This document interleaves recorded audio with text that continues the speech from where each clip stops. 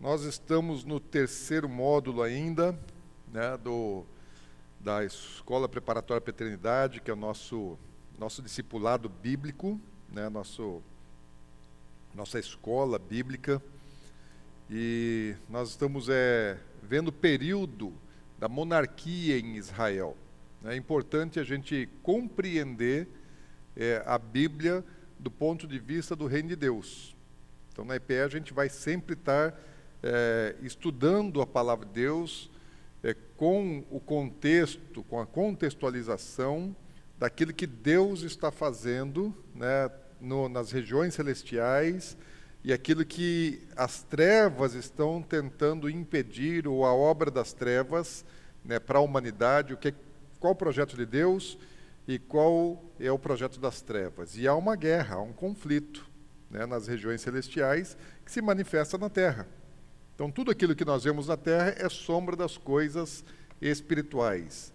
Deus buscando o seu projeto original de reinar sobre toda a criação, estabelecer um reino de justiça, de paz e de alegria sobre toda a natureza, sobre toda a criação, sobre tudo aquilo que ele formou, e o diabo tentando se opor a isso, estabelecer um trono de adoração para ele, né? Um império de engano, de mentira, de trevas, para que ele seja adorado no lugar de Deus. Então esse é o contexto que nós temos em toda a Bíblia, desde o começo até o fim da Bíblia. E nós estamos então lá vendo em 1 Reis e em 2 Crônicas, agora o período pós-Salomão.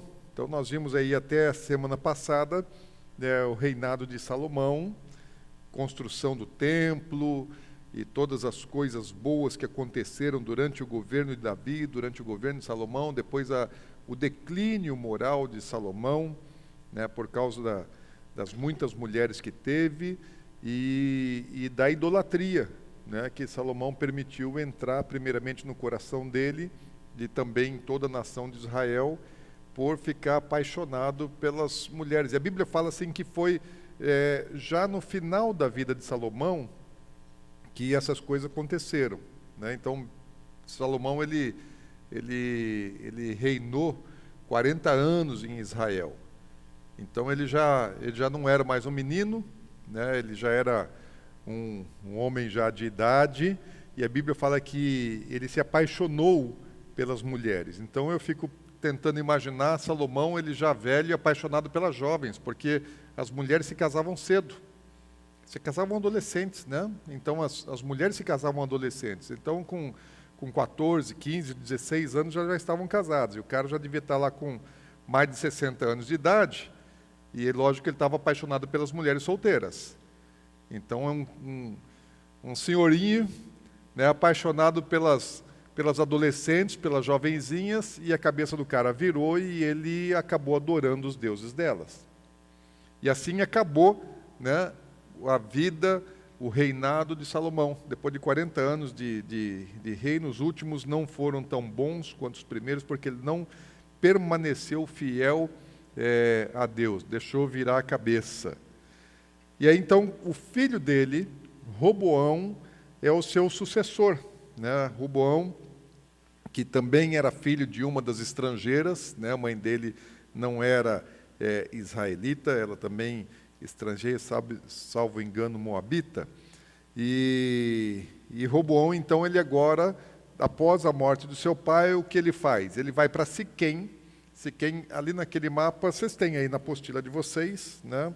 Siquém está bem no centro de Israel. Se você procurar mais ou menos aí o meio, está na segunda página, ali na... Oi? Logo acima de Siló, né? Ali entre os montes Ebal e Gerizim. Então, Siquém é uma cidade central, e ali naquela região foi onde Salomão estabeleceu um altar a Deus, e também ali Elon Moré, que é os carvalhos de Manre, foi ali que Deus mostrou também para Abraão toda a terra, porque é uma visão muito bonita mesmo, né? As outras caravanas que nós levamos para Israel, nós não fomos ainda lá, né? Mas a próxima caravana do ano que vem vai até Elomoré, ali do lado vizinho de Siquém, e do lado dos montes Ebal e Gerizim. Então, ali naquela região é que os reis eles eram ungidos, consagrados. Por quê? Porque foi o lugar onde Moisés mandou que Josué reunisse o povo. Moisés não entrou na terra prometida, mas falou, quando vocês estiverem lá, Josué, você vai reunir o povo entre os montes Ebal e Gerizim, e um vai representar a bênção e outro vai representar a maldição. Monte Ebal é o monte da maldição, e Monte Gerizim é o monte da bênção. Então, congrega o povo no meio, né, e manda o povo escolher.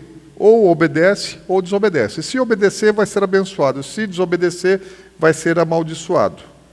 Então, bem ali naquele vale entre os dois montes é que está a cidade de Siquém. Então, ele vai aos lugares altos, muito provavelmente ali ao Monte Gerizim, para ser coroado o rei de toda a nação de Israel. É o lugar central.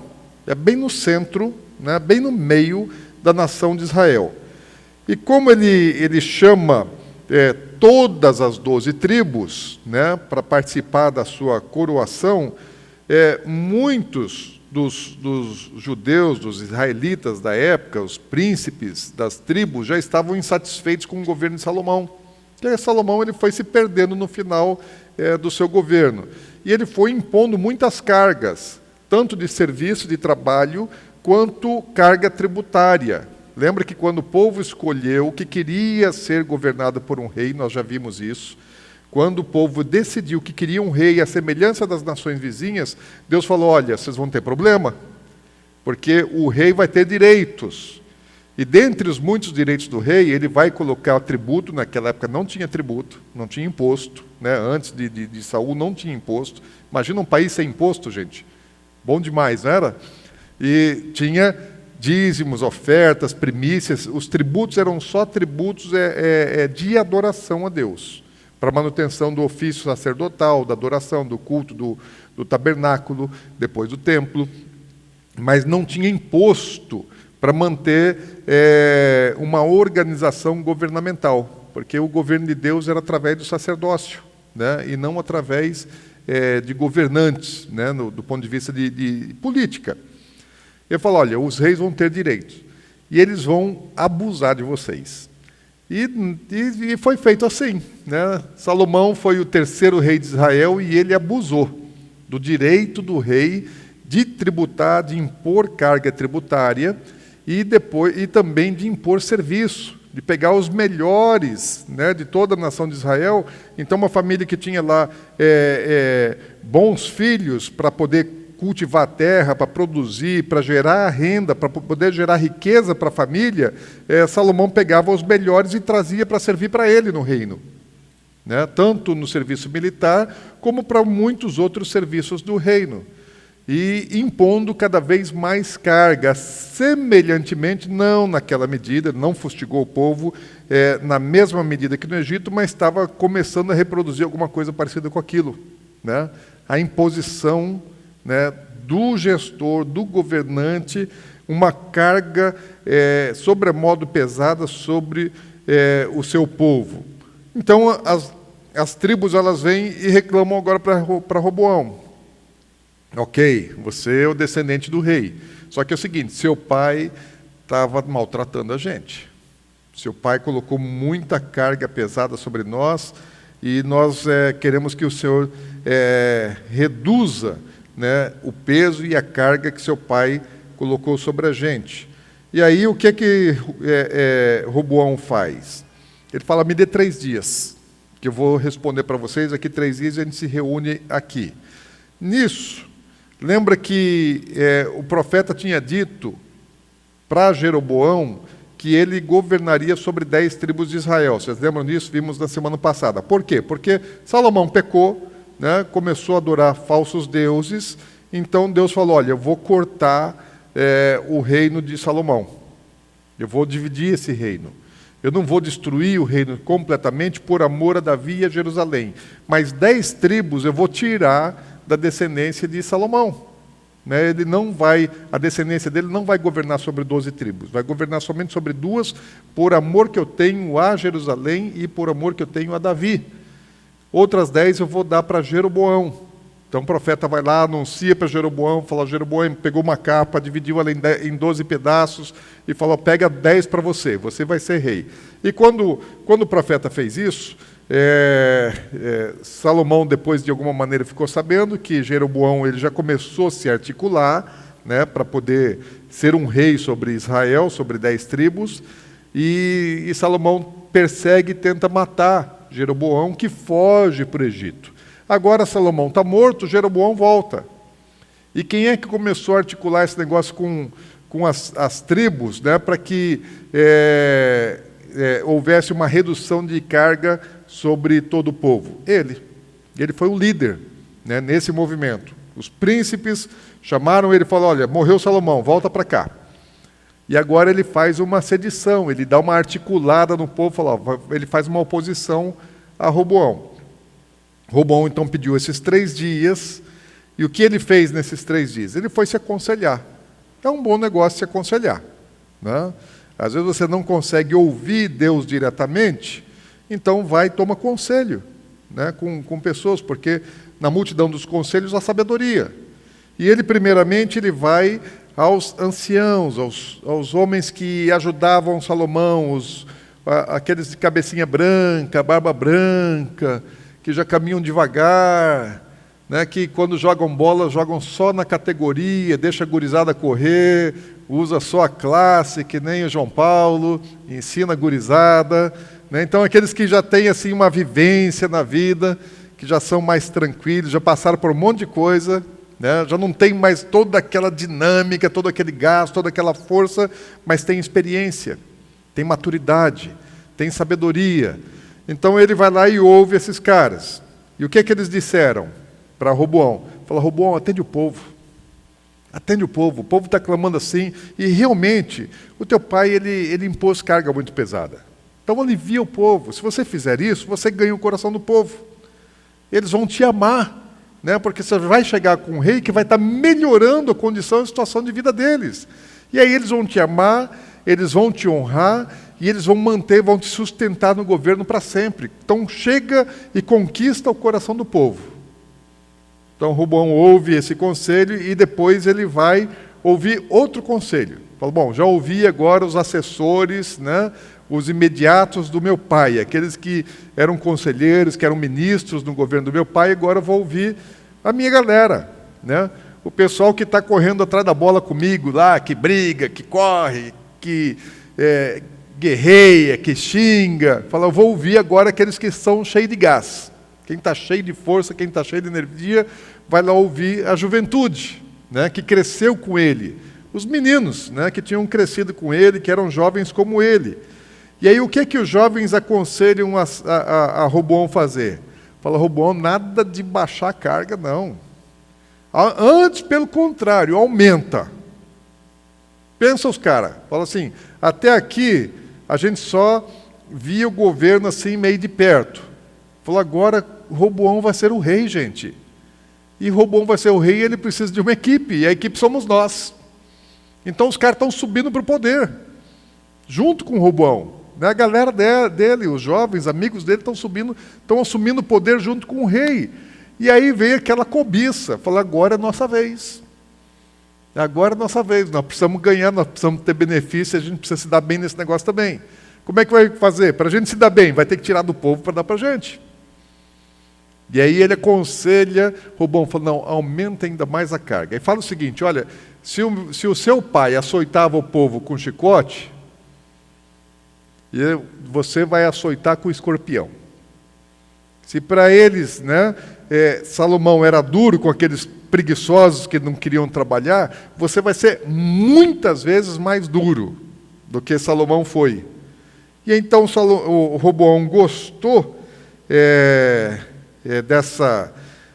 desse conselho, gostou dessa opinião dos jovens e vai para encontro com o povo, né, novamente, 3 dias passados, e ele comunica ao povo isso.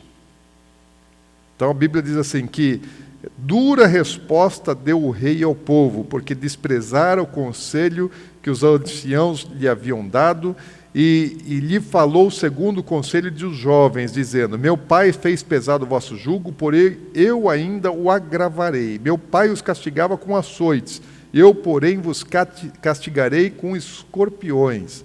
Aí você já pode imaginar qual foi a reação do povo. O povo assim ficou revoltado. Apesar de Roboão ser filho do homem mais sábio que já pisou nessa terra, porque Deus deu uma sabedoria a Salomão, que falou assim: antes dele não houve ninguém tão sábio, e depois dele jamais haveria alguém com tamanha sabedoria que teve Salomão. E a sabedoria que Deus deu a Salomão era uma sabedoria sobrenatural. Ele entendeu, ele compreendeu coisas Deus ensinou para ele sobre a criação, sobre a natureza, né? Mencionamos aí, se não na semana passada, na outra, que Deus deu tanta sabedoria para ele, que ele, sabedoria ao ponto de ele não apenas saber julgar as causas do povo, como aquela situação das duas mulheres que levaram o filho, ele mandou dividir, e tantas outras, né, como fala da rainha de Sabá, tudo que ela perguntava para ele, ele respondia e ia muito além dos questionamentos dela e muito rapidamente. Deus deu a ele uma sabedoria de ele entender o mundo. Não só de entender as pessoas, mas de entender sobre arquitetura, sobre engenharia civil, de entender sobre a natureza. Né? Salomão ele escreveu livros a respeito da função das plantas. Né, o uso medicinal das plantas, lá naquele tempo. De onde que ele soube isso? Ele tinha um laboratório para pesquisar o que tinha em cada planta? Ele não tinha um laboratório. Mas Deus ensinou para ele, e ele escreveu a respeito disso. Então lá está com dor, né, em algum lugar, fala, usa determinado tipo de planta, faz um bálsamo assim e tal. Ele entendia essas coisas, sabia sobre os animais, sabia sobre os peixes, sabia sobre as aves. É um cara que sabia de tudo. Qualquer assunto que alguém perguntasse para Salomão, ele sabia responder, porque Deus deu a ele sabedoria. Agora, o filho dele era tolo. Filho do cara sábio, né? Ele se mostrou completamente despreparado para poder substituir um homem que tinha tanta sabedoria. A Bíblia não fala que Roboão teve os deslizes, né, morais que o seu pai teve, mas, em compensação, assim, completamente tolo. Não sabia resolver, não sabia decidir, tomou muitas decisões erradas na vida dele. E agora, essa situação foi aquilo que Deus próprio promoveu, foi Deus quem fez isso. A Bíblia diz que isso foi no mundo espiritual, Deus está fazendo isso, está fazendo assim com que um povo se revoltasse contra Roboão. Quem levantou Jeroboão para fazer oposição a Roboão foi o próprio Deus. Para quê? Para que se cumprisse a palavra profética que ele disse, que o reino seria dividido. Então, quando a gente olha um pouco para Roboão, e não só para ele, mas na vida, né?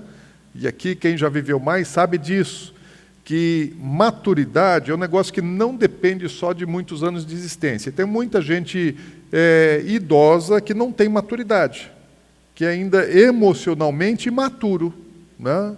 Que ainda não alcançou um nível de sabedoria, ainda pode estar lá velhinho, né, com o pé na cova e fazendo um monte de bobagem, falando um monte de besteira com conceitos completamente fora da casinha.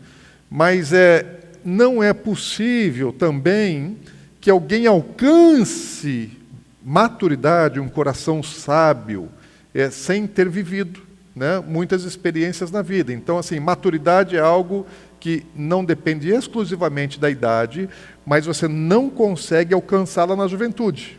Né? Hoje eu sei disso, quando eu era jovem, eu achava que eu era o cara.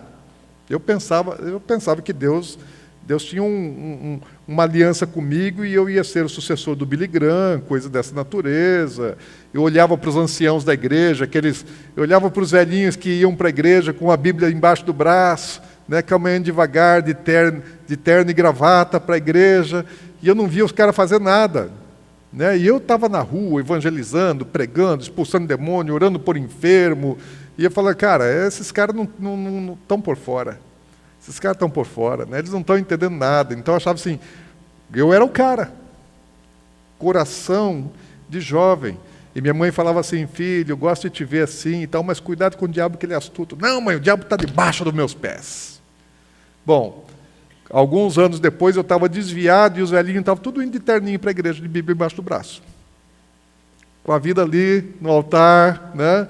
Caráter, firmes, não se desviavam nem para a direita nem para a esquerda. E o jovem abestado, né? Lá fazendo um monte de besteira. Por quê? Falta de maturidade, falta de sabedoria. Então, hoje eu já aprendi a respeitar. Hoje a Ana Paula estava falando assim, ontem ela estava falando, o pastor Zé Rodrigues é minha referência, né, de homem de Deus, um homem com mais de 80 anos, já viveu um monte, já passou por muitas situações, e com mais de 80 anos está lá no campo missionário. Né? Ele vai lá para o campo missionário, vai para o lugar onde ninguém quer crente, e ele vai como médico, né? Vai lá para tratar das pessoas. Ele podia já estar sossegado, né? 82 anos, ele já podia sossegar na vida. Mas ele falou, não, ele não vai parar. Um homem sábio, um homem experiente, para quem Deus já ensinou bastante, e a gente tem muita coisa para aprender com ele. Agora, o que acontece diante dessa situação da falta de sabedoria de Roboão, né? As 12 tribos, elas são divididas, são separadas. Deus, como Roboão ele não atendeu o pedido, então houve uma sedição liderada por Jeroboão e 10 das 12 tribos se apartam de Roboão. Né? Eles negaram assim, falaram, olha, nós não vamos servir a descendência de Davi. Eles já se revoltaram assim, falaram, não, contra a descendência de Davi nós não vamos mais servir, nós não vamos ficar debaixo dessa dinastia. E isso já havia acontecido, nos próprios dias de Davi, já teve um povo lá, e liderado por um cara da tribo de Benjamim, que ele queria fazer uma rebelião contra o reinado, contra o governo de Davi. Começou, inclusive, a fazer. Então, a mesma coisa que já tinha acontecido, né, há anos atrás, há cerca de 50 anos atrás, ou um pouquinho mais de meio século, agora se repete. Só que daquela vez não se consolidou.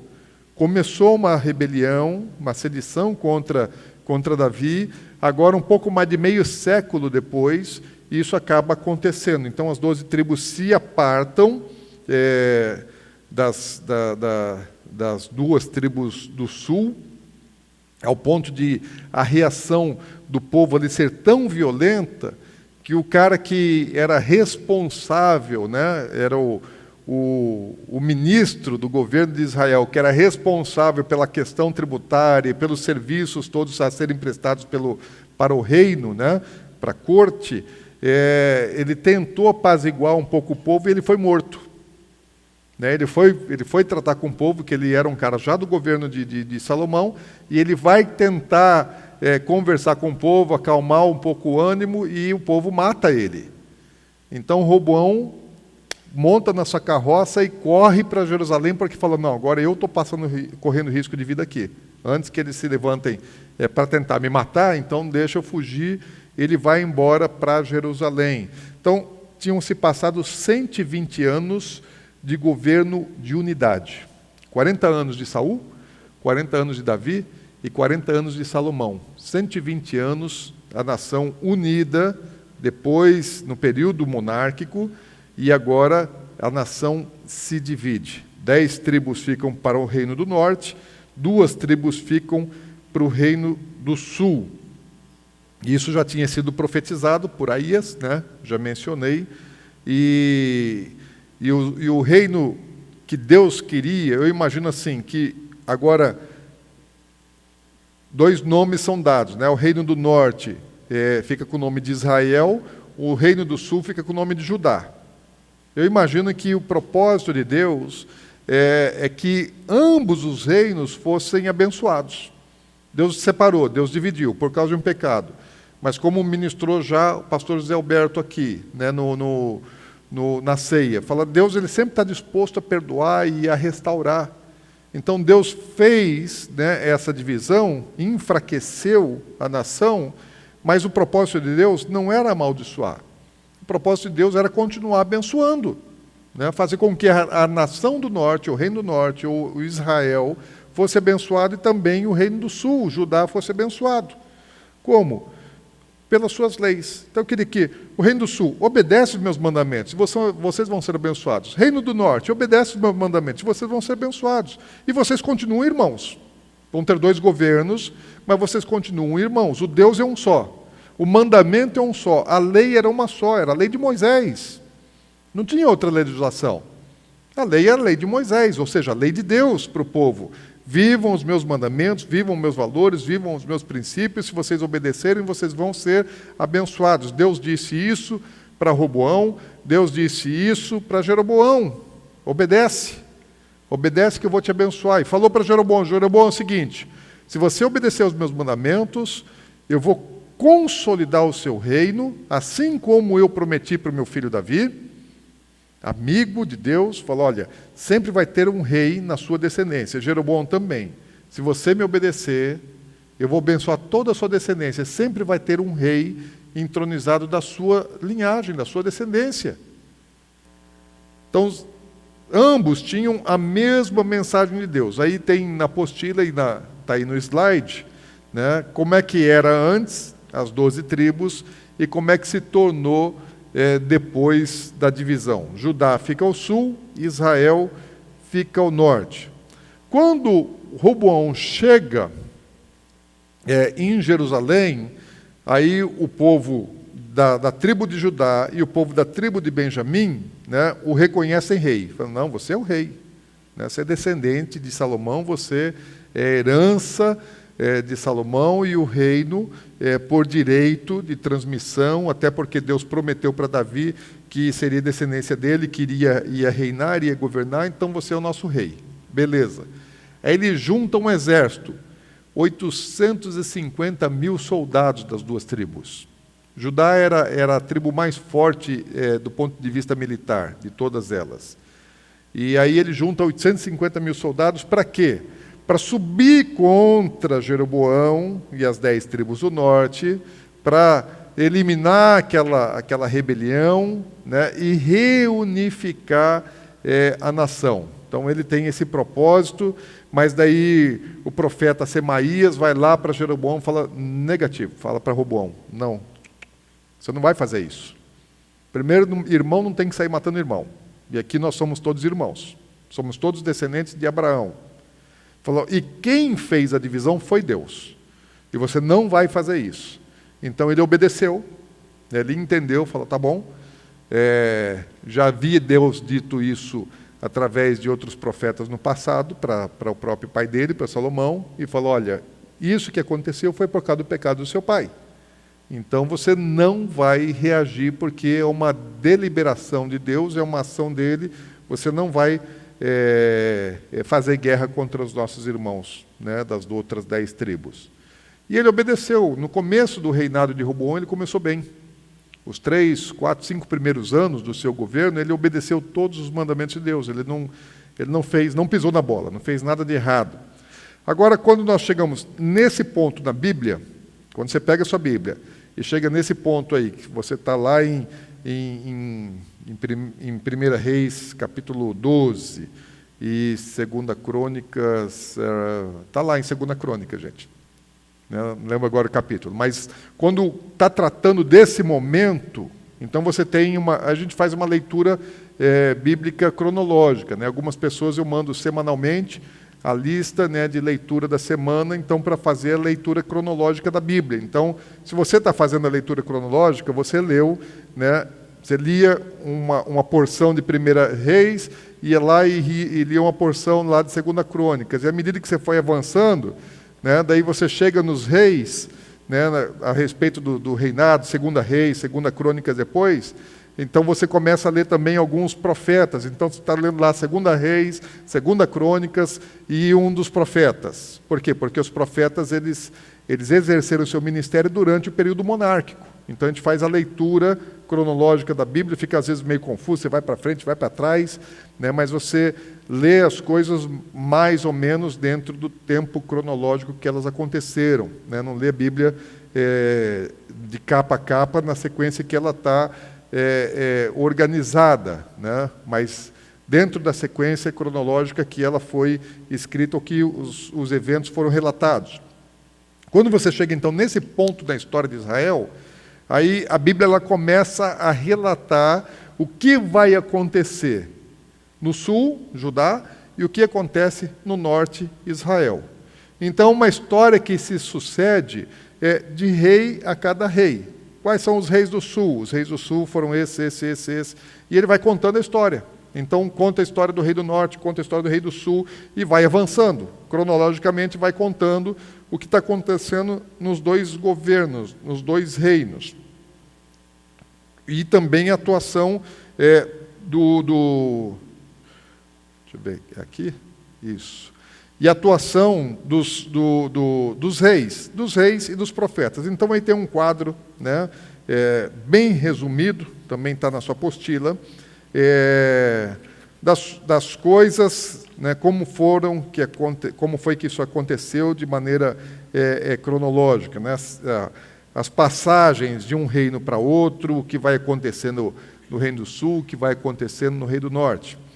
Agora, o que acontece? Resumidamente, depois nós vamos ver um pouco da história do Sul e do Norte, e só os eventos mais importantes. Nós vamos fazer isso em pouquíssimas lições, né? Nós vamos passar por um período aí de 300 anos, praticamente, né? Vamos dar uma pincelada nos eventos mais importantes que aconteceram durante 300 anos, 350 anos, até a queda de Jerusalém, né? Que nós já mencionamos a respeito da destruição do templo.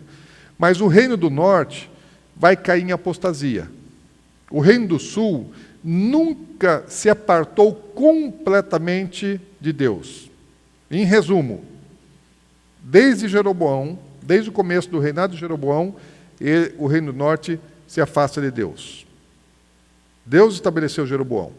E o Reino do Sul, que é descendência de Davi, que vai se suceder no trono, esse pecou, idolatrava, voltava, vinha um rei bom, depois vinha um rei ruim, depois vinha um rei bom, vinha um rei ruim.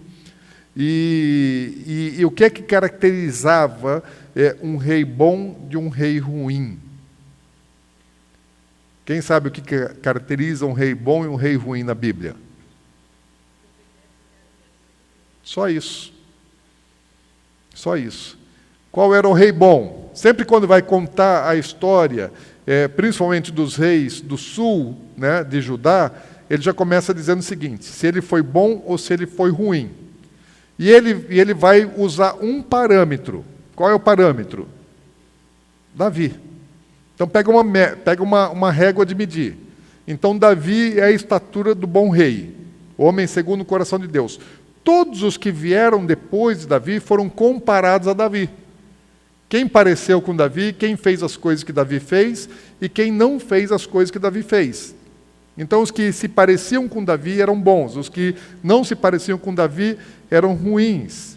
E de forma prática, a ação que a Bíblia destaca é quem é que permitiu a idolatria, quem foi idólatra e permitiu a idolatria em Judá, e quem é que purificou a nação de idolatria. Foi lá destruir os altares a deuses falsos, pagãos, destruiu os altos, lugares de culto, de veneração a espíritos demoníacos. Então tiveram reis que, como Salomão, permitiram a idolatria na nação, ou até mesmo praticaram eles pessoalmente a idolatria, e tiveram os reis que abominaram a idolatria e foram lá e desfizeram aquilo.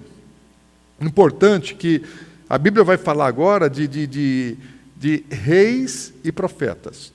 Hoje à noite, muito provavelmente, eu vou falar a respeito da unção, né, sacerdotal e a unção de reino. Né, porque Deus sempre trabalha com essas duas vertentes. A Bíblia toda, você tem duas funções mais importantes. Existem duas funções na Bíblia toda mais importantes. Por quê? Lembrando que o conceito é reino de Deus e império das trevas, e há um conflito. Existe uma função sacerdotal, que é uma função de fazer ligação entre as coisas dos céus com a terra. Existe uma função de governo de reino, que é de gestão, de governo sobre as coisas da terra.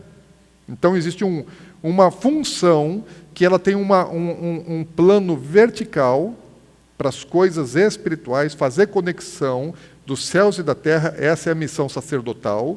Existe uma missão que é de estabelecer o reino na terra. Qual reino? O reino de Deus. Fazer com que as leis de Deus, com que os mandamentos de Deus sejam cumpridos na terra. Então, um traz direção e o outro estabelece aquilo na terra. Então, não é à toa, né, que a cruz ela tem tanto um madeiro na vertical como um madeiro na horizontal. Porque em Cristo Jesus você tem o sumo sacerdote, né, que veio dos céus, né, para estabelecer o reino de Deus na terra. Jesus ele reúne em si, né, a plenitude da função sacerdotal e também de reino. Ele disse, quando estava na terra 2000 anos atrás, o meu reino ainda não é desse mundo. Mas Jesus ele vai reinar 1000 anos sobre a terra daqui a pouquinho, né, e nós vamos governar com ele, amém? Então a Bíblia vai falar, daí para frente vai falar dos sacerdotes, especialmente dos profetas, e dos reis. Sacerdote e rei, né? São as duas funções que Deus vai destacar. À noite eu falo um pouco mais a respeito disso, se Deus não mudar a palavra que está no meu coração até lá, né? Agora, qual é esse papel? Como é que esses reis eles vão funcionar? Cada período de reino tem lá os seus profetas. Então os reis eles ouvem os sacerdotes. Normalmente Deus não falava diretamente com os reis, ele falava através do ofício sacerdotal, né, tanto dos profetas como os sacerdotes que serviam no templo, e eles eram voz de Deus, porta-voz de Deus, para poder comunicar o propósito, a vontade e trazer direção e correção para a nação. Mas bons sacerdotes e bons profetas Deus sempre teve. Não adianta ter só sacerdote se não tiver quem estabelece. O sacerdote ele vai e traz uma direção, ele traz um anúncio, ele traz uma mensagem profética, ele traz exortação, mas alguém tem que estabelecer. E quem estabelece é o reino. Então teve bons profetas em todo o tempo, mas se a nação estava bem ou não, não dependia do profeta, dependia do rei. Porque ele que estabelecia, né, o padrão de vida do povo. Se o rei errasse, o povo errava. Se o rei acertasse, o povo acertava. Porque ele é o governante. Deus estabeleceu essa função como uma função prioritária, né, para que o povo pudesse viver segundo a vontade dele. Então, o que acontece agora com o reino dividido? Roboão, ele se estabelece no norte, ele está lá em Siquém, aliás, Jeroboão está lá no norte. E Roboão ele voltou para Jerusalém, que é o palácio, né, que Davi construiu, que Salomão morou, e ele também, então estão lá morando Salomão aperfeiçoou, ampliou o palácio, então ele está lá no governo no sul. E lá em Jerusalém está o templo que o seu pai Salomão construiu. E no norte as coisas estão começando a se reestruturar, estão começando a se reorganizar. Agora, lembra o seguinte, as 12 tribos têm um só Deus. As 12 tribos têm um só mandamento. As 12 tribos têm uma referência, Moisés. As leis mosaicas, os ensinamentos. As 12 tribos têm a mesma história, a mesma origem, todas saíram juntas do Egito, todas atravessaram juntas o deserto, todas venceram juntas os cananeus, os povos que estavam ali na terra de Canaã. Então elas têm uma identidade muito forte, e o que une o povo é a identidade espiritual. É o Deus do povo. Deus faz uma aliança com Abraão. Então olha só, aliança, isso é importante, a gente precisa entender isso. Deus fez uma aliança com Abraão, com a sua descendência e com a terra. Então a aliança de Deus com o seu povo é uma aliança que envolve um Deus, um povo e uma terra. 3 partes, um Deus, um povo e uma terra. As 12 tribos, elas têm o mesmo Deus. Todos são descendentes de Abraão. E todos herdaram a terra da promessa. Eles têm uma identidade muito forte, de unidade. Agora, o que está na cabeça de Jeroboão, que acabou de assumir um governo sobre 10 tribos? Falou, cara, esse negócio é muito forte. Se o meu povo continua indo para Jerusalém para adorar o Deus de Israel, lá está o trono de Roboão.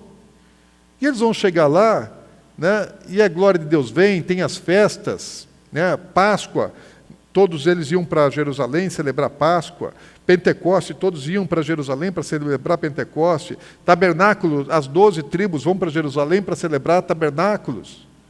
Falou, se o povo continua indo para Jerusalém para adorar o Deus, né, que nos tirou lá do Egito, cara, eu vou perder esse povo.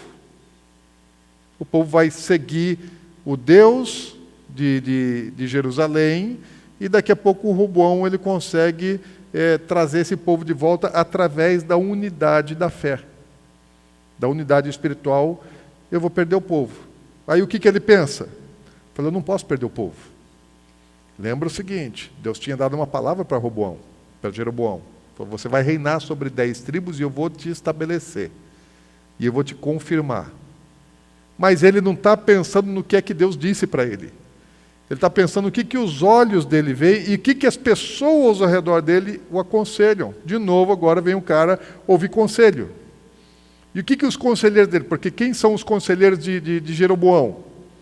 Uns caras que acabaram de assumir governo. Acabaram de assumir poder, porque eles não faziam parte da corte de Salomão. Eles não estavam se beneficiando das coisas da corte de Salomão. E agora falam, não, agora nós temos o nosso governo. Falou, Jeroboão, nós não podemos perder o povo. Nós temos que conservar esse negócio aqui. E como é que a gente faz? Falou, aí, dividiu as tribos, né, dividiu a nação, vai ter que dividir a adoração também. Nós não podemos continuar levando o povo para adorar o Deus lá em Jerusalém. Nós temos que impedir o povo de ir para lá. E o que eles fizeram? Criaram suas próprias festas. As festas que eram celebradas em Jerusalém foram festas que foram determinadas pela Torá. Deus mandou, falou, data tal vai fazer isso, data tal vai fazer isso. Estabeleceu quais são as celebrações, as festas bíblicas que o povo deveria celebrar. Ele vai lá e muda a data da festa. Né, ele adianta, porque já estava chegando a festa do tabernáculo, ele muda, joga um mês para frente, uma festa semelhante ao que se fazia em Jerusalém, fala, vocês não precisam ir para lá, é muito longe para Jerusalém, vamos fazer aqui mesmo. Não tinha templo. O que ele faz? 2 bezerros de ouro.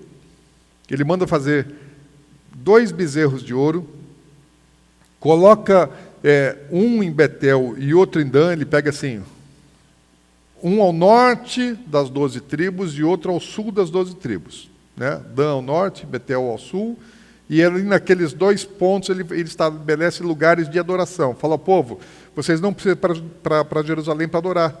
Vocês podem ir para Dan ou vocês podem ir para Betel. E ainda espalhou um monte de lugares, de altares, de queimar incenso e fazer cultos, né, a falsos deuses. Porque ele disse, lembra do bezerro de ouro? Lá no saíram do Egito e lá no Sinai fizeram bezerro de ouro para adorar. Ele está dizendo assim, esse é o Deus que vos tirou lá do Egito.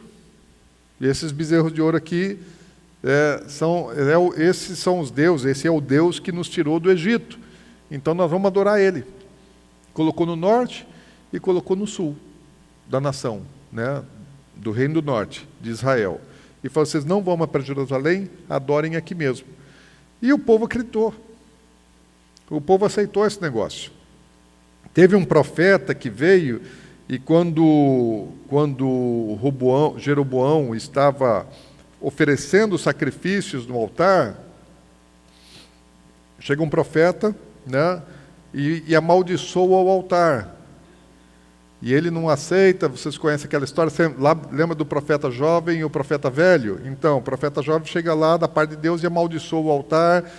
Jeroboão manda prender, estica a mão para ele e fala, prendei-o. E na hora que ele estica a mão, manda prender, o braço dele endurece, né? E ele vê então que a palavra daquele profeta é uma palavra de Deus, e Deus o endureceu naquela hora o seu braço. Ele pede para o profeta, fala, pede para Deus soltar meu braço. Né? O profeta intercede por ele, enfim, depois aquele profeta ele desobedece o mandamento de Deus, que Deus falou, não come no lugar, volta pelo tal caminho, e um outro profeta, falso profeta, vai lá e engana ele, e ele acaba sendo morto por um leão. Então tudo isso acontece naquela época que Deus está tentando ainda trazer o coração de Jeroboão de volta. Mas ele não, falou, eu preciso dividir. Com qual intenção? Para ter o povo para si, ele inventa coisas religiosas. O que ele está fazendo? Manipulando o povo, né, através da religião. Né? Em 1 Reis 12, 28 diz assim, pelo que o rei, tendo tomado conselhos, fez 2 bezerros de ouro e disse ao povo, basta de subirdes a Jerusalém, vês aqui teus deuses, ó Israel, que te fizeram subir da terra do Egito. Então, é esse Deus que nós vamos adorar. Esse é o nosso Deus, esse é o nosso Deus nacional. O que eles estão fazendo lá em Jerusalém, problema deles. Nosso Deus nacional é aqui. Então, mesmo que ele tenha sido instruído, ativado, quem fez dele rei foi Deus, e usou um profeta para fazer isso. E ele sabia disso tudo, ele sabia que ele estava reinando porque Deus fez. Mas, Deus promete um negócio, e ele tem uma realidade. E a realidade para ele, e os conselhos que está recebendo, colocam em risco o governo dele. No que ele prefere confiar? Numa palavra que recebeu de Deus, ou naquilo que os olhos dele veem, e nos conselhos das pessoas que estão ao redor dele? Ficou com a circunstância. Isso é um ponto importantíssimo, gente. Porque muitas vezes nós temos uma direção que Deus nos dá, mas a direção que Deus nos dá vai contra as circunstâncias. Ou assim, não tem como acontecer. Não necessariamente vai contra. Mas às vezes você olha para a realidade, e a realidade é completamente adversa àquilo que Deus te fala, que Ele te promete. E os conselhos das pessoas ao seu redor também são diferentes daquilo que Deus te falou. E isso gera uma dúvida, gera um questionamento. Aqui está uma lição importantíssima para todos nós. Quando você tem uma palavra de Deus, nada, absolutamente, e ninguém pode mudar isso na sua cabeça. Pastor, está tudo diferente, tudo ao contrário do que Deus falou. A água está caminhando para o outro lado, pastor. Deus falou que a água ia subir, mas a água não sobe, a água desce, está descendo. Eu vou me preparar para a água que desce. Fala, não, se Deus falou que a água vai subir, você tem que se preparar para a água que vai subir. Tem que ser assim, você tem que olhar lá na frente e não olhar, nunca você pode caminhar, isso é para todos nós, gente, isso é para você. Você não pode caminhar por circunstância, porque sem fé é impossível agradar a Deus. Você tem que crer.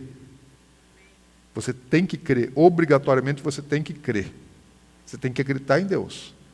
Deus falou, se agarra naquilo, esquece o resto, e faz o que Deus falou com você.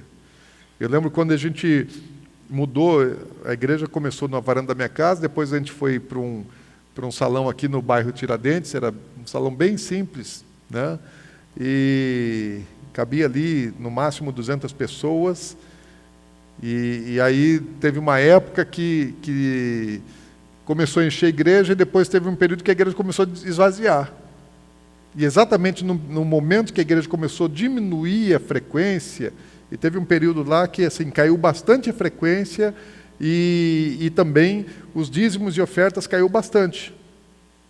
E a gente estava num salão, estava cabendo. A gente podia ficar ali, não precisava sair porque cabia.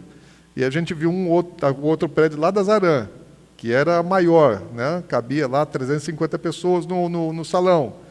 E quando a gente viu aquele salão, eu fui lá, o salão era horrível, gente, parecia depósito de lixo o negócio, era feio, detonado. E quando entrei, eu vi aquele salão assim, eu vi a igreja já feita, né? Daí até o Serginho perguntou, Dinho, o que você achou? Achou bom? Né? Eu falei, não, Serginho, não é bom não. Ele falou, não achou bom? Eu falei, não, é ótimo, Serginho, perfeito. Né? Eu falei, é aqui. E a gente, assim, diminuindo a frequência, tinha lá umas 120 pessoas frequentando a igreja naquela época. Né? Já tinha sido umas 180, tinha baixado para umas 150, e os dízimos e oferta também tinham diminuído. Falei, vamos mudar. Vamos mudar. Podia ter ficado lá. Falei, vamos mudar. Por quê? Porque eu tinha uma visão de Deus. Eu tenho uma visão de Deus. Né? Quando a gente veio para cá, eu queria ir para um lugar menor. Até olhei vários prédios menores para a gente mudar. E é só que assim, quando Deus pegou e falou, não é nesses prédios menores, quando Deus mostrou esse. Quando eu vi esse, eu já pensei no próximo. Porque Deus já mostrou onde vai ser depois. Como vai ser, eu não sei, gente. Eu não sei. Ainda que a circunstância, parece que tudo pode ir ao contrário. Mas eu não estou olhando para o tempo que a gente caminha, eu estou olhando lá na frente. Deus já mostrou coisas lá na frente. Há 10 anos atrás, Deus mostrou onde vai ser no futuro. Então eu olho para aquilo lá, falei, vai acontecer aquilo lá, e para acontecer aquilo lá tem que passar por um monte de coisa. Então eu não olho a circunstância, não olho o momento, eu olho a promessa de Deus. Eu acredito, confio em Deus e pronto. Vou andar por aquilo. Então a gente não pode nunca desistir daquilo que Deus prometeu, porque quando você desiste, você toma decisões erradas e você enterra, né, o projeto de Deus na sua vida. Não pode. E é exatamente o que Jeroboão fez.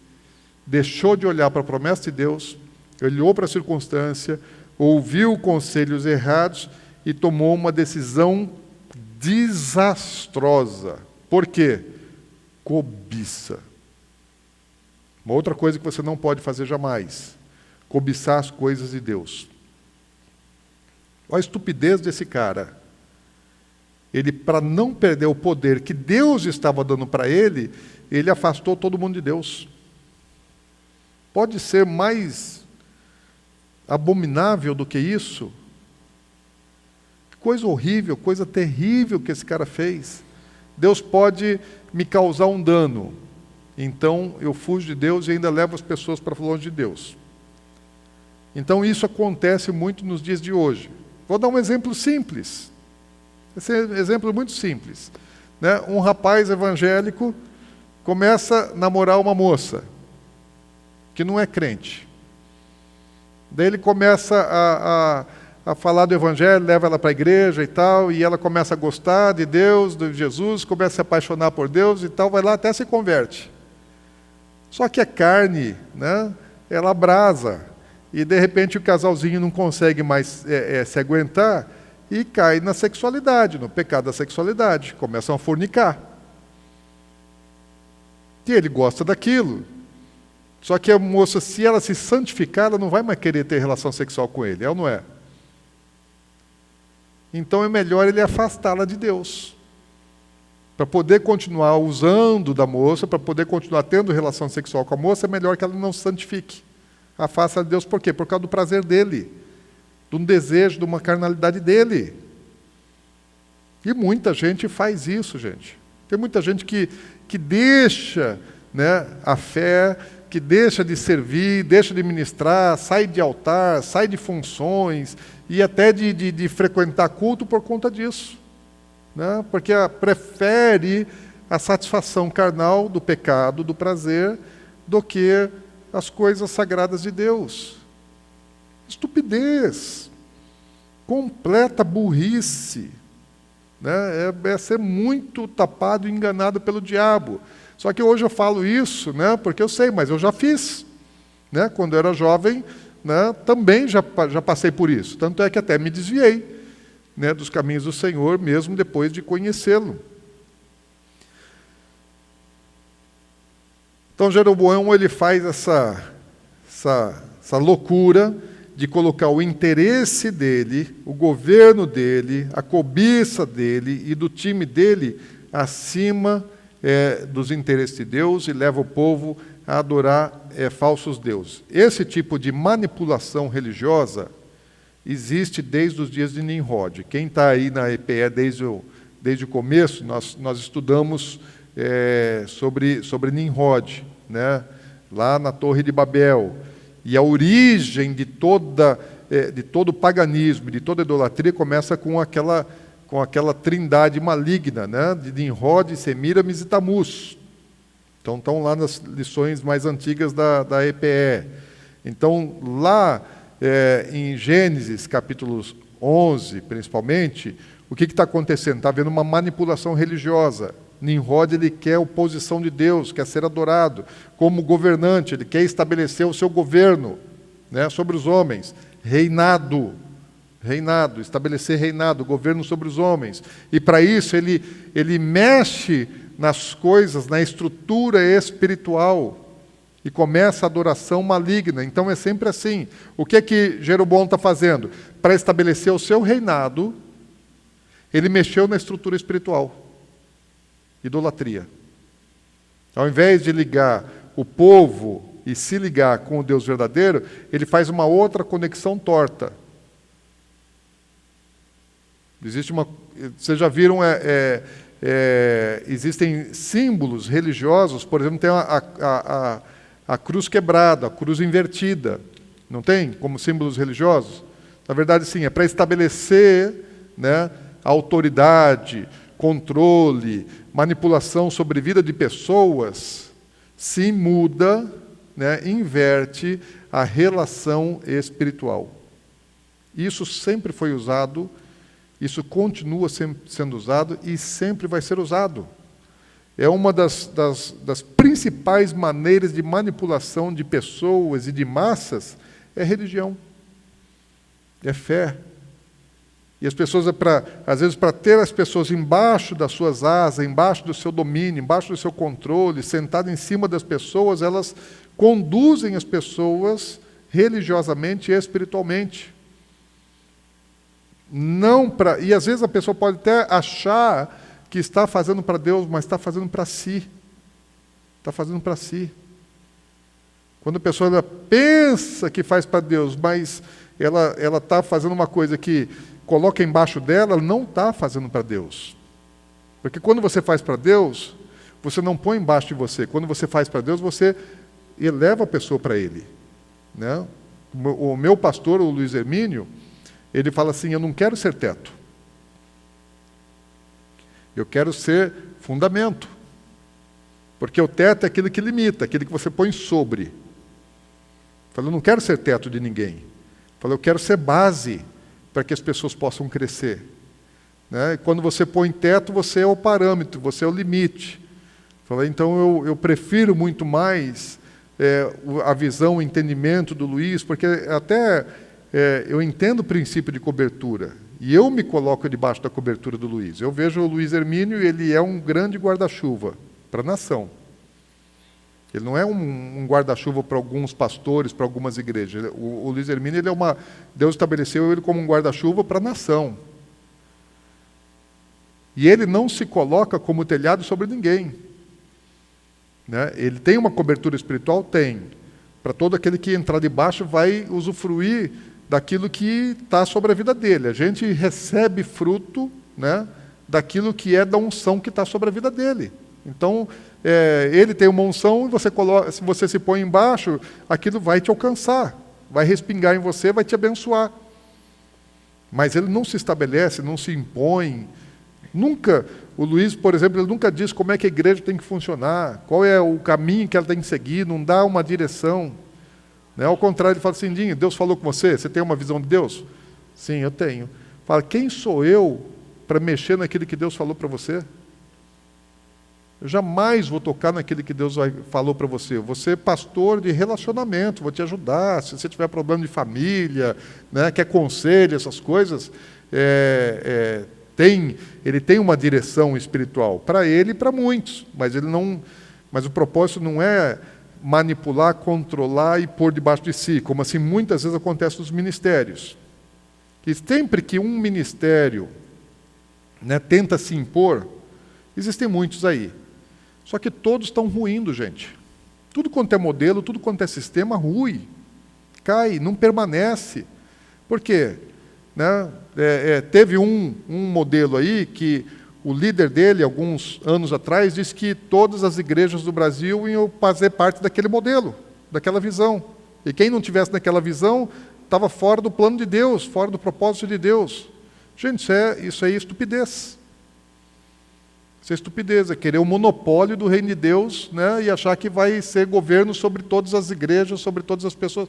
Gente, Deus não faz isso. Deus não faz isso porque Deus não está aí para exaltar o homem. O único que tem que ser exaltado é Jesus, é Ele, só Ele. O rei é Ele, gente. O rei é Ele.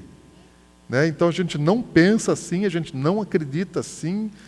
Ao contrário, isso aí eu digo assim, isso é demoníaco, porque isso é uma mentira que o diabo coloca no coração da liderança, né?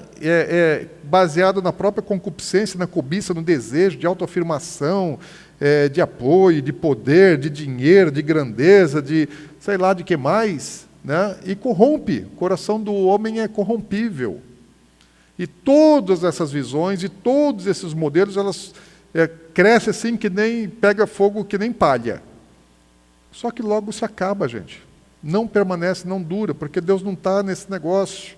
Às vezes até começa com uma boa intenção, mas está errado. Está errado. Manipulação, controle sobre a vida de pessoas através da religião. Está errado. Está errado. Né? Tem que ensinar os profetas da Bíblia nunca fizeram isso. Os sacerdotes nunca fizeram isso. Quem é que fez? O rei fez. Aquele que tem a função de estabelecer na terra, né? Aquele que tem a função de estabelecer na terra. Esse fez. Para quê? Porque ele precisa do controle. O verdadeiro profeta não faz. O verdadeiro sacerdote não faz. Nenhum profeta fez isso. Aliás, os falsos profetas fizeram. Né? Jeremias fala dos falsos profetas, Isaías fala dos falsos profetas, e vários outros profetas verdadeiros falam dos falsos profetas. O que os falsos profetas faziam? Só falavam coisa agradável para o povo. Só falavam coisas que o povo queria ouvir. Só profetizavam bênção. Sabe aquele negócio que o profeta só fala bênção? Eu quero ouvir a palavra profética que me exorta, que me corrige. Por quê? Porque se eu tiver alguma coisa errada, eu preciso acertar. E quando o profeta só fala coisa boa, me acrescenta nada quase. Porque o que eu vou mudar? E a profecia, né, e o ministério sacerdotal, ele tem que dar direção. Tirar a gente da zona de conforto. É mostrar um caminho mais excelente. É te tirar do seu ego, do seu mundinho, e te levar para o lugar que você tem que estar, que é de servir o reino de Deus, o interesse de Deus em primeiro lugar, não o seu interesse. Então, assim, quando uma pessoa só fala aquilo que você quer ouvir, só te agrada, sai fora. Não fica nisso não. Porque Deus fala muito comigo. Só que normalmente Deus fala comigo me puxando a orelha, me dando assim, caminhos muito mais difíceis. Deus não me trata só de queridinho, não. Deus está sempre me apertando mais. Né? Vou contar uma aqui para a gente só seguir. Eu gosto de ouvir o pastor Augusto, quando ele prega, né, sempre ele começa a pregação dele falando como é que Deus falou com ele, a respeito da mensagem que ele vai trazer. E todas as vezes Deus está colocando ele no brete. Falei, esse é o Deus que eu conheço. Esse é o Deus que fala também comigo. O Deus que fala com o pastor Augusto é o mesmo que fala comigo. Então, eu sei que nós estamos servindo o mesmo Deus. Numa ocasião, estava com o Judson de Oliveira. Conhecem o Judson? Quem conhece o Judson? Quem não conhece, precisa conhecer. É que depois ele adoeceu, ele vinha, né, com mais frequência, esteve conosco algumas vezes, mas depois ele teve problema de saúde, a gente não conseguiu mais trazer o Judson, ele se restringiu muito. O Judson, ele é músico, é cantor, né, parceiro, amigo íntimo do Antônio Cirilo, e o Judson, ele, mais do que um músico, ele é um profeta. Ele é um profeta. Conheço o Judson, né, e o Judson é um profeta. O Judson é daquele cara assim que ele vai ministrar, ele está focado. Você está na mesa com o Judson, tomando um café, de repente ele parte, gente, ele vai embora.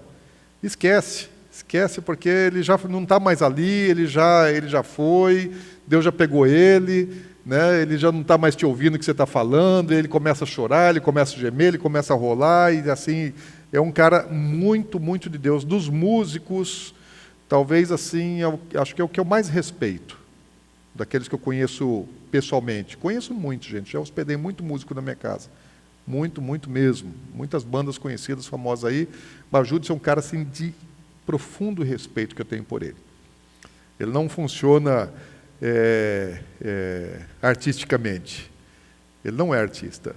Aliás, até para gravar, ele não grava em estúdio. Ele falou, Dinho, eu não funciono em estúdio. Né? Nada contra os que gravam em estúdio. Ele falou, eu não funciono em estúdio. Né? Para mim, lá o negócio fica meio... me restringe. Eu funciono no altar e muito espontâneo. O Espírito vem e ele se deixa guiar pelo Espírito, ele não consegue receber no estúdio o mesmo que ele recebe no altar. Né? Ainda que não seja impossível. Mas ele não é um cara muito da técnica. E aí o Judson estava ministrando num culto em Dourados. Ele estava conosco, ministrou aqui, daí daqui levei ele para Dourados. Ele estava ministrando um culto em Dourados e ele começou a cantar e ele não estava conformado com aquele ambiente espiritual. Ele falou, cara, Deus tem algo diferente para fazer hoje aqui. Eu falei, Deus, qual é a canção que o Senhor quer que a gente cante? Né? E ele largou o violão, deitou no chão, ficou deitado lá no chão e a banda tocando, né, esperando ele voltar. Né, e só os instrumentos tocando e o Judson lá no chão urrando. Daí, de repente, o Judson levanta, pega o violão dele, né, chega no microfone, ele começa a dedilhar, começa a tocar, daí ele começa a cantar uma canção, espontaneamente.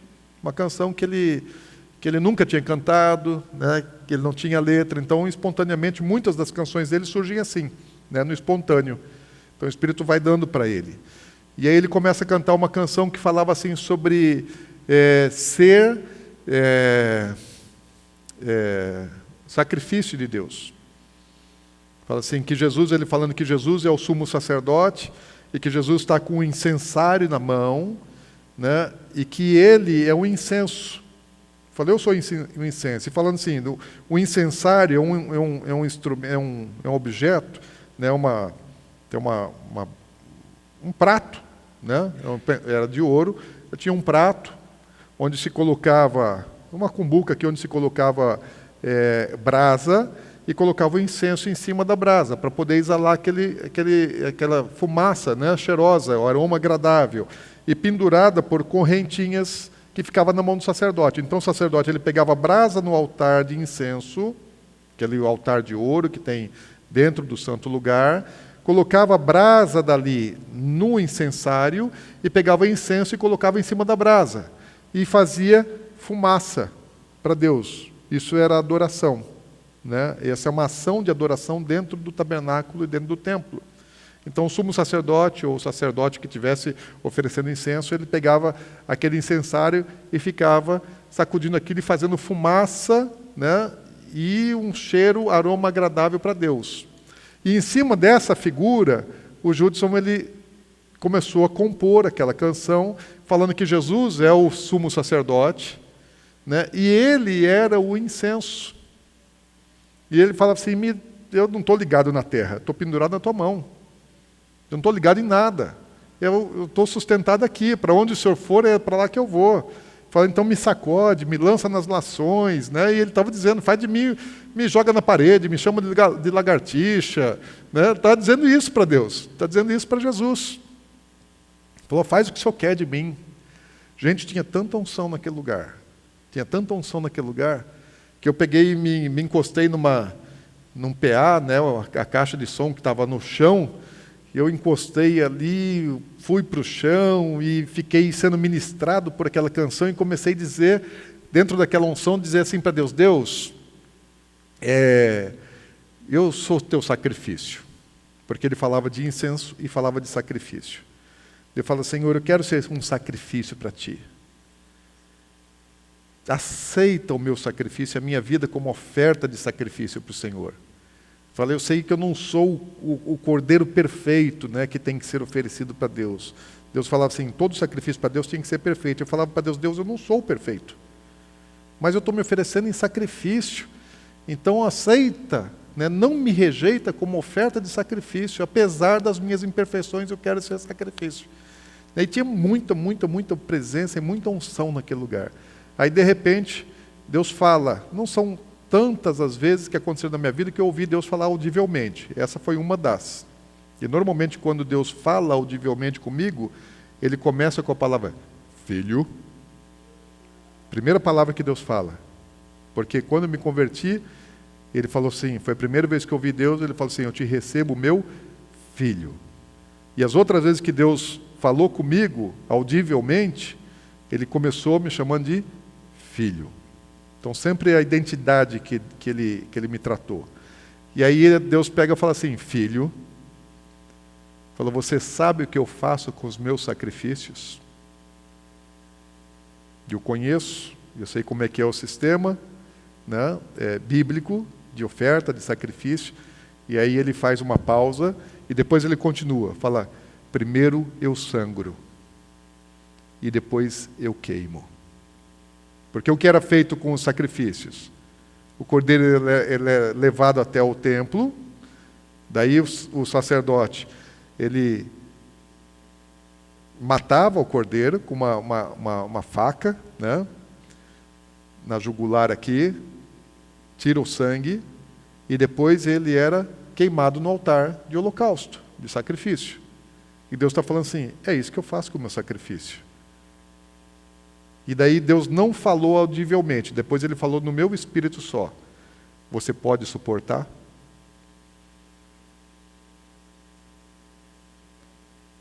Hã? Você pode suportar? Então, gente, assim, a nossa missão com Deus é sacrificial. Deus não quer que a gente se exalte, que a gente se engrandeça. Não é isso que Deus busca para a gente. O que Deus quer é oferta, é entrega, é renúncia, é sacrifício. Jesus fez isso, foi humilde até a morte de cruz e depois Deus o exaltou. Todo aquele que se humilha será exaltado. Todo aquele que se exalta será humilhado. Princípio bíblico. Sempre vai funcionar. E o que acontece nesse período aí é assim, uma inversão. Completamente, né, diferente daquilo que Deus queria. Adorando aí bezerro de ouro, para poder estabelecer o seu poder, seu governo, sua manipulação sobre vidas. E o que está acontecendo lá no sul? Em Jerusalém? Bom, no norte, o Jeroboão, além de trocar o Deus e estabelecer altares, ele também agora ele começa a nomear sacerdotes segundo a sua vontade. Fala, basta que faça sacrifício assim, assim, que nem Deus cobrou de Arão, né? Deus tinha pedido para Arão fazer um sacrifício assim, assim, daí ele foi ungido sumo sacerdote. Falou, se fizer aquilo lá, também eu vou ungir vocês sacerdotes da minha nação. Sem serem levitas, sem serem da tribo de Levi, qualquer um, de qualquer uma das tribos, poderia ser sacerdote no Reino do Norte. E os levitas vazaram para o sul, porque os levitas estavam espalhados por todas as 12 tribos, e eles foram para Jerusalém, foram para Judá e para Benjamim. Né? Abandonaram o norte porque a coisa ficou ruim, e os levitas foram para o sul para poder continuar o ofício sacerdotal segundo aquilo que está na instrução dada por Moisés. E no norte se consolidou o paganismo, a adoração falsa. Todos os reis que vieram depois de Jeroboão, todos eles seguiram os pecados de Jeroboão e todos adoraram os bezerros de ouro. Todos adoraram o bezerro de ouro. Até Jeú. Né? Você fala, tem rei bom no norte? Tem. Por exemplo, Jeú, que matou Jezabel, né? Foi talvez o melhor rei do norte. Mas ele adorou o bezerro de ouro também. Ele não adorou Baal. Ele até fala assim que ele tinha zelo pelo Senhor e tal, e tinha mesmo. E ele foi ungido, né? Deus mandou Elias ungir Jeú, que depois foi Eliseu aliás, o servo de Eliseu que ungiu, né? Jeú. E ele tinha zelo pelo Senhor, mas também adorou. Por quê? Porque a idolatria tinha sido emprenhada de tal maneira que nenhum rei do norte conseguiu se largar daquele negócio. Então, alguns foram melhores, outros piores, e não só bezerro de ouro, mas Baal foi muito adorado no norte. Jezabel, principalmente, esposa de Acabe, foi quem introduziu, promoveu o culto a Baal, ao ponto de, nos dias de Acabe, Elias ter que chamar a nação do norte de Israel para o Monte Carmelo, para que fosse decidido ali quem é o verdadeiro Deus, porque o povo já não sabia quem era o verdadeiro Deus, se Baal ou se Jeová. Porque Baal era Deus para eles. Então, assim, se perderam. E lá no Monte Gerizim foi construído um templo. Então, isso aí é ruína do templo. Né? O próximo grupo que for lá para o ano que vem para Israel, a gente vai lá, né, nesse lugar, já estive lá. Monte Gerizim foi feito um templo, que nos dias de Jesus, você lembra quando Jesus tem um encontro com uma mulher samaritana, João capítulo 4? O que aquela mulher samaritana diz para Jesus? Ela questiona, né? Falou, olha, os nossos antepassados dizem que é nesse monte que se adora. Jesus está onde? No pé do monte. E a mulher está no poço de Jacó, que é ali, né, em Siquém. Ele falou, os nossos antepassados dizem que é aqui que se adora. E o que tem nesse monte? Tem um templo. E os judeus dizem que é lá em Jerusalém. Qual é o lugar da adoração? Então esse templo permaneceu, estava lá nos dias de Jesus, e até hoje existem lá os samaritanos. Existe um povo lá no Monte Gerizim, que eles se dizem judeus autênticos, né, descendentes das 10 tribos, mas na verdade ali as 10 tribos elas se perderam. Mas tem um povo lá que pratica uma religião dos samaritanos, que segue muitas coisas da lei, que faz sacrifício de cordeiro na Páscoa e tal, e eles, ali tem dois samaritanos, né, naquela imagem, e eles adoram, cultuam ali naquele lugar, onde foi o monte lá atrás. O Reino do Norte durou cerca de 200 anos, né, 200 anos depois, aproximadamente, ele vai ser destruído pelo rei da Assíria, no ano 722 a.C., né? E as 10 tribos, o povo de Israel, das 10 tribos do Reino do Norte, eles foram espalhados pelo mundo, foram dispersos, levados para a diáspora. O que os assírios faziam? Os assírios eles pegavam os seus inimigos, aonde eles invadiam as suas terras, pegavam as pessoas daquela terra e mandavam para outro lugar. Tira da sua terra, e pega o povo lá de outra terra e traz para cá. Então eles mudavam, né, o povo para que eles perdessem a identidade com a terra e deixassem de ser uma nação.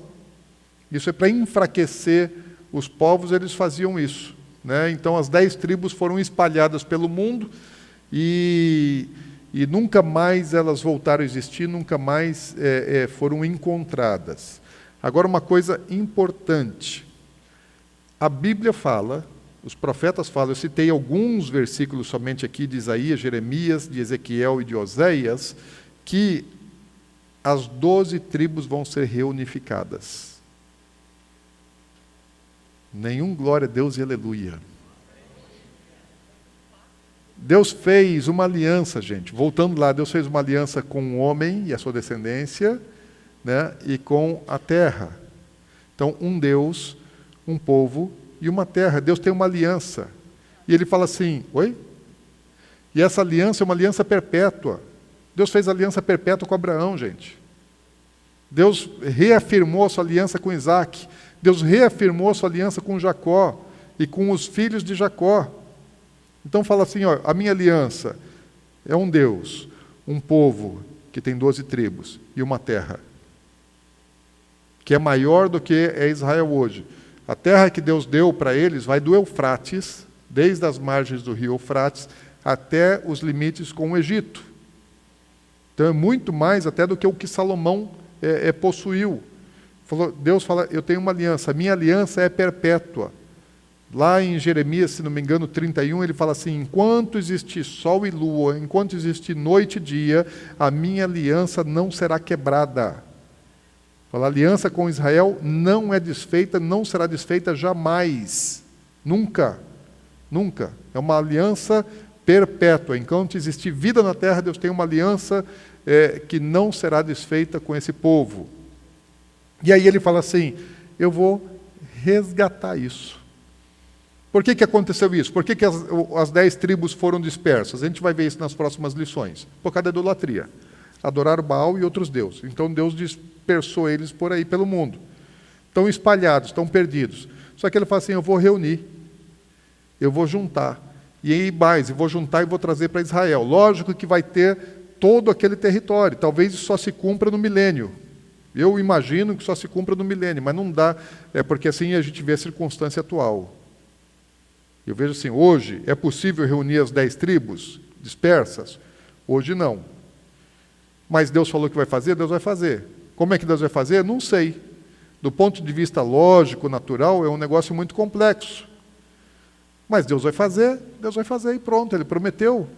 E vai ter todo aquele território. Pode ser só no milênio? Pode ser só no milênio. Eu imagino que seja só no milênio.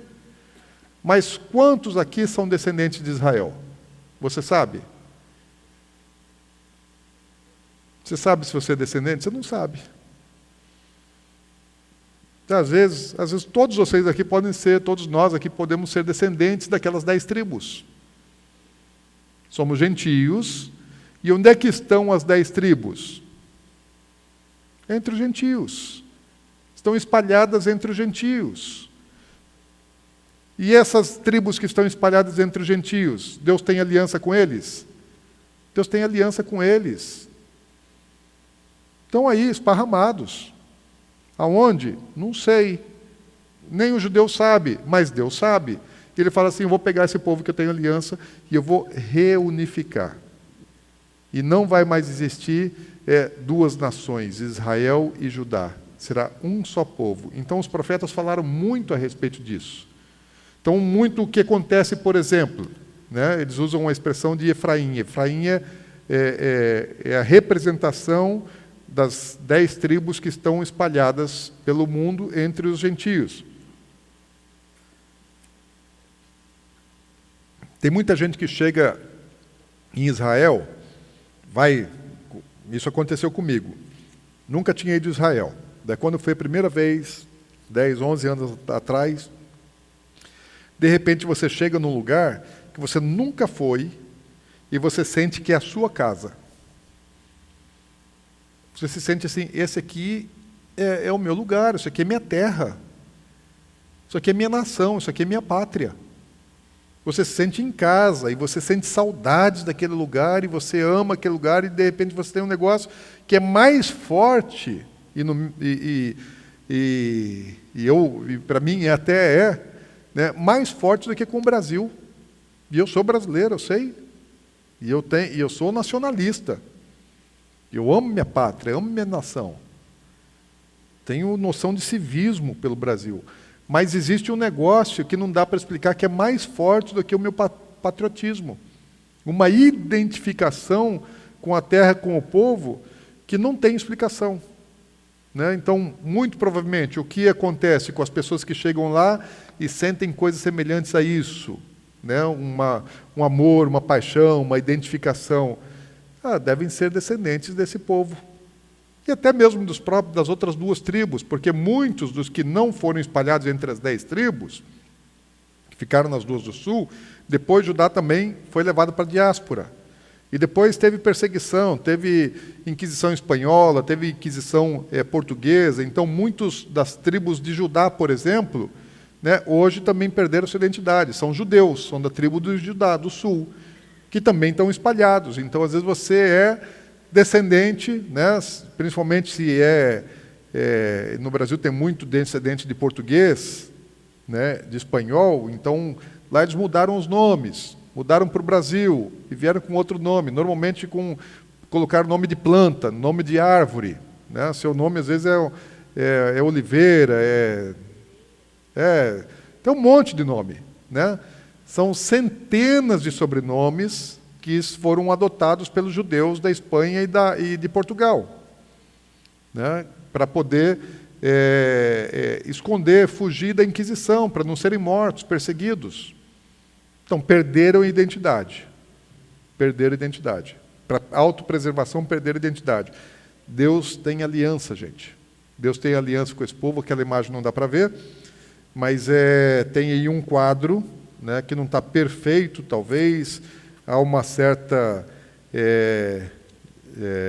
divergência em relação a datas, né, e eu não sou especialista nisso, então adoto alguns materiais de pesquisa, né. Então aí tem a relação, na última folha, dos reis do norte, dos reis do sul, e aproximadamente o período que os profetas exerceram o seu ministério. Então você vê lá Elias, né, principalmente no período de Acabe e Acasias. Então Eliseu, de Jorão, Jeú, Joacás, Amós e Oséias vieram no período de Joás e de Jeroboão II. Então não é perfeito, assim, não é quando entrou um rei, entrou um profeta, quando saiu o rei, saiu o profeta. Não, eles têm mais ou menos no mesmo período. Então eu coloquei o período dos reis, né, e dos profetas é mais ou menos dentro daqueles períodos que eles estão aí colocados de maneira paralela. Então Isaías profetizou durante o período de 4 reis. E aí vai, né, a lista que a gente vai dar uma olhada nas próximas lições, um pouco das coisas mais importantes que aconteceram nesse período aí dos próximos 350 anos. Amém?